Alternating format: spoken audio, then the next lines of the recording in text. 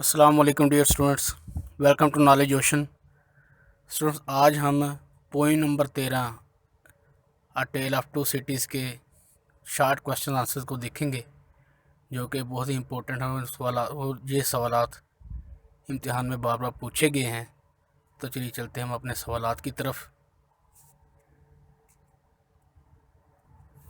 सवाल नंबर 1 है, what sort of storms did the people face, यानी कि वो कौन से तूफ़ान हैं जिनको जिस तरह की मुश्किलात का सामना लोगों ने किया।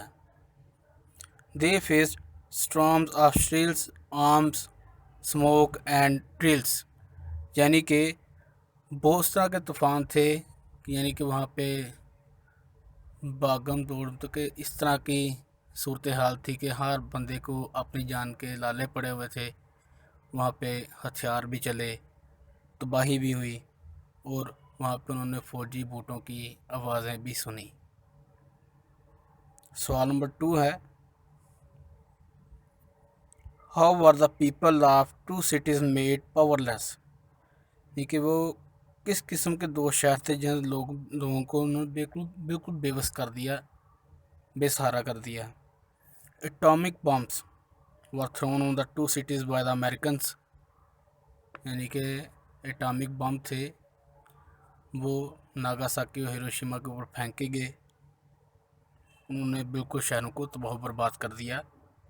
Every living being was smashed by the evil technology, यानी कि हर जानदार चीज़ को मस्मार कर दिया गया इस टेक्नोलॉजी की मनफी पहलू की वजह से। हर जानदार चीज़ बर्बाद हो गई। The destruction was so massive that people became powerless, और ये तबाही इस कदर खौफनाक थी कि लोग बिल्कुल बेसहारा हो गए। हम चलते हैं सवाल नंबर 3 की तरफ। Who consoled the miserable people, यानी कि वो कौन लोग थे जिनकी हालत काबिल रहम थी, और वो कौन से लोग थे जिनको तसल्ली देने वाला, उन काबिल रहम लोगों के ऊपर रहम खाने वाला कौन था वहाँ पे। जैसा कि हमने पहले भी पोइम के अंदर पढ़ा कि वहाँ पे उनका आसरा बनने वाला कोई आदमी वहाँ पे मौजूद नहीं था। There was nobody to share their grieves, यानी कि वहाँ पे कोई ऐसा आदमी मौजूद नहीं था जो उनके दुखों को बांट सके, उनको आसरा दे सके, सहारा दे सके। सवाल नंबर 4 के अंदर वो पूछता है, who was responsible for taking the leaves of the two glories, और वो कौन लोग थे जो इस तमाम दो अजीमो शान शहरों को तबाह बर्बाद करने के ज़िम्मेदार थे।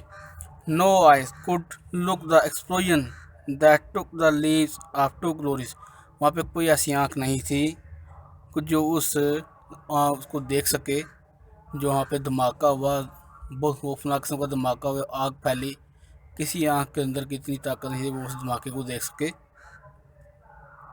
सवाल नंबर 5 के अंदर वो पूछता है, what did the world nation do in her fury, यानी कि वो उस जंगली कौम ने ऐसा कौन सा इक़दाम किया कि वहाँ पे लोगों को इतना तबाही का सामना करना पड़ा।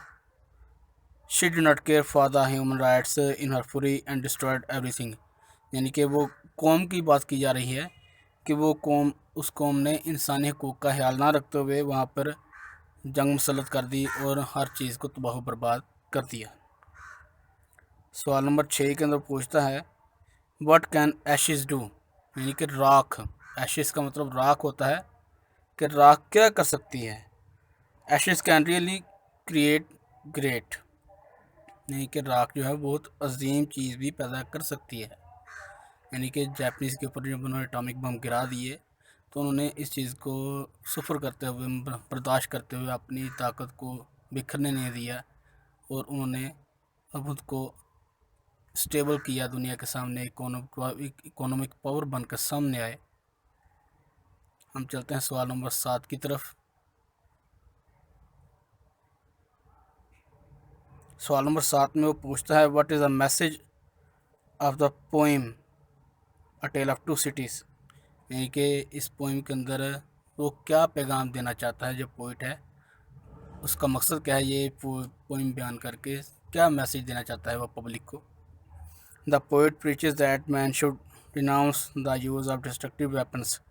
समय पोइट इस बात की तबलीग करना चाहता है कि इंसान को जो खौफनाक हथियार हैं उनका इस्तेमाल कम से कम करना चाहिए या बिल्कुल नहीं करना चाहिए। ही एम्फसाइजेस, वो ज़ोर देता है, that those who work hard to regain their lost strength finally became successful. वो इस बात पर ज़ोर देता है कि वो लोग जो जिन्होंने दोबारा मेहनत की और दोबारा अपना खोया हुआ मुकाम हासिल किया, वो कामयाब हो गए। They should work with determination to gain honour, और उन्हें बिल्कुल पक्के पुख्ता इरादे के साथ अपनी खोई इज़्ज़त और वक़ार को हासिल करना चाहिए। सवाल नंबर 8 के अंदर वो पूछता है, why did the people of two cities look powerless and helpless. और वो दो शहरों के लोग थे, वो क्यों बेसहारा बेयार मददगार क्यों दिखाई देते थे, उनको क्या हुआ था। Atomic bombs were thrown on the two cities by the Americans, यानी कि उन दो शहरों के ऊपर एटॉमिक बम जो है वो गिराए गए थे।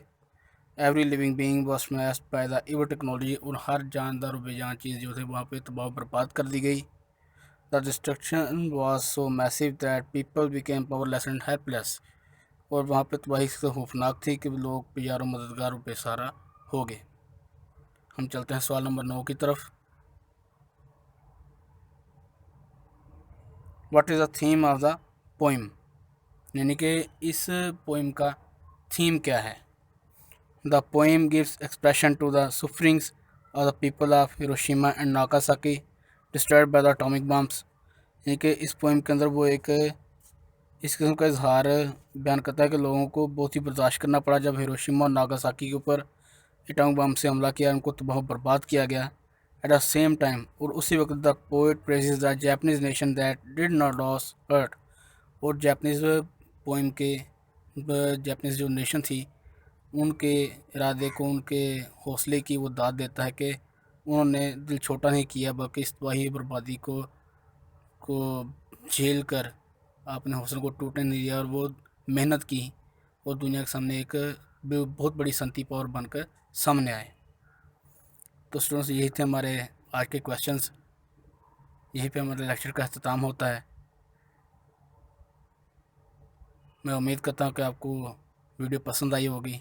वीडियो पसंद आने की सूरत में चैनल को सब्सक्राइब करें, वीडियो को लाइक करें, शेयर करें। आपसे मुलाकात होगी फिर किसी अगली वीडियो में। तब तक के लिए इजाज़त दीजिए। अल्लाह हाफिज़।